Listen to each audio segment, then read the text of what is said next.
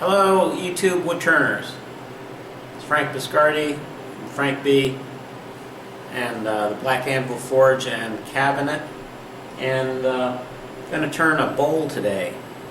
Turn some small ones. This is probably the biggest one I've turned so far. It's a really big piece of silver maple with some spalting in it, and looking very forward to trying this.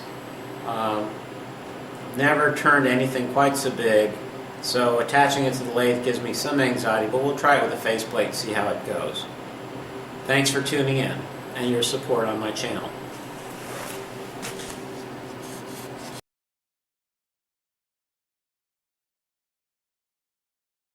So we define a rough line. I'm going to take it over and knock the edges off on the bandsaw, because that's really unpleasant to have that spinning around and hitting your gouge.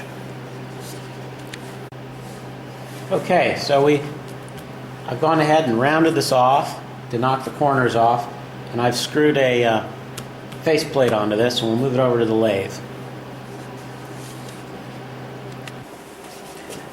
Okay, a word on safety. If you don't have a face shield, get a face shield. Things fly off the lathe, things splinter, things can hurt you.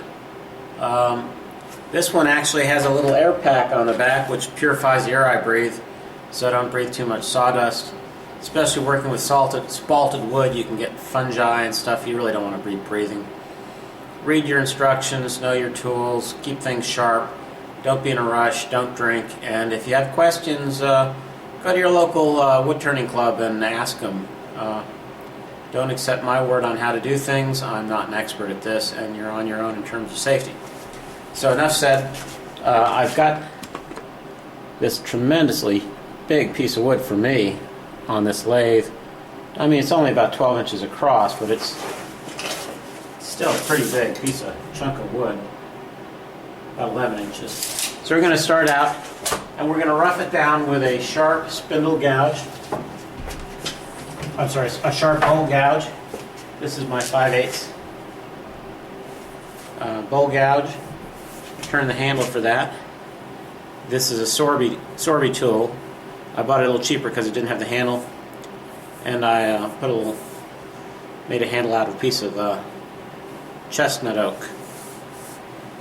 Do not use a roughing gouge on this.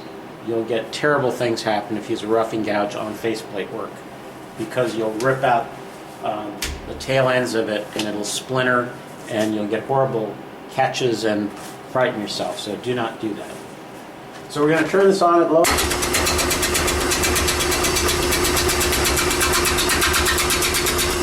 And I'll bring you back to this when we've got it brown.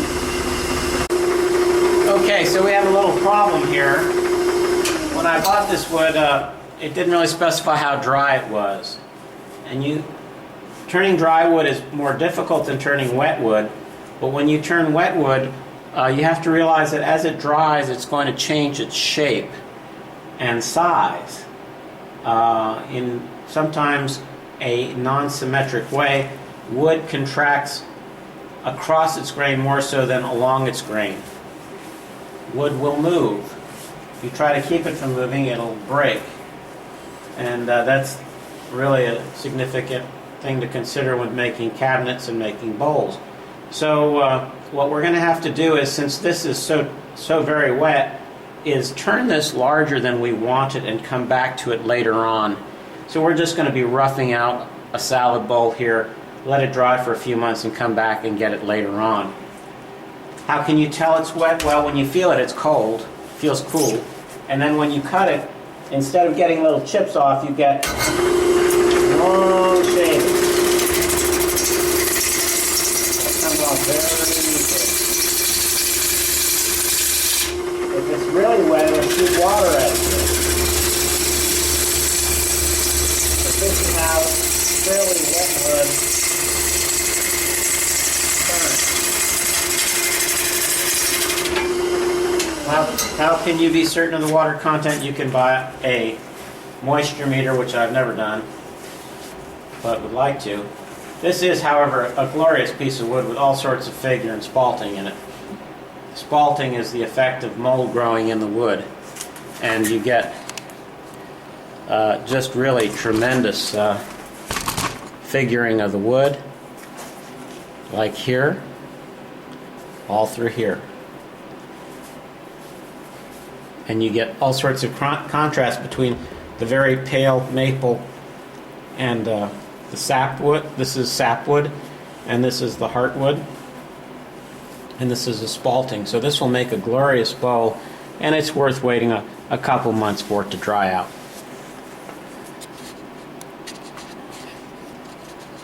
It is roughly round now. We can proceed to start working on the bottom.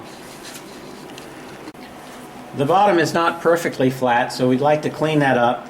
We need to make a little tenon here in which to mount our bowl so that we can flip it around and hollow out the inside. So the next part will be cleaning up the bottom and rounding this edge and forming the pedestal of the bowl. Okay, so we want to cut with this part of the gouge. We want the tool rest so that the gouge is roughly in the center. Turn the gouge so it starts to engage and pull it towards you.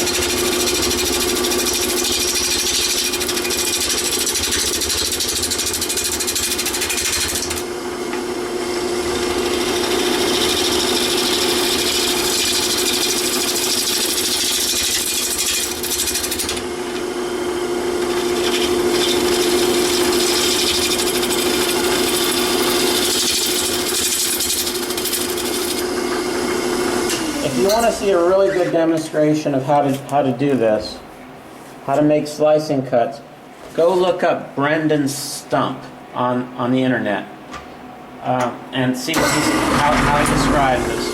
This is basically your line of rotation. And what you want to do is you want to have a 45-degree interface with that line in order to make your cut. So you want your cut, if this is 90, you want your tool this way. And that will give you a nice slicing cut as opposed to a scraping cut, like so.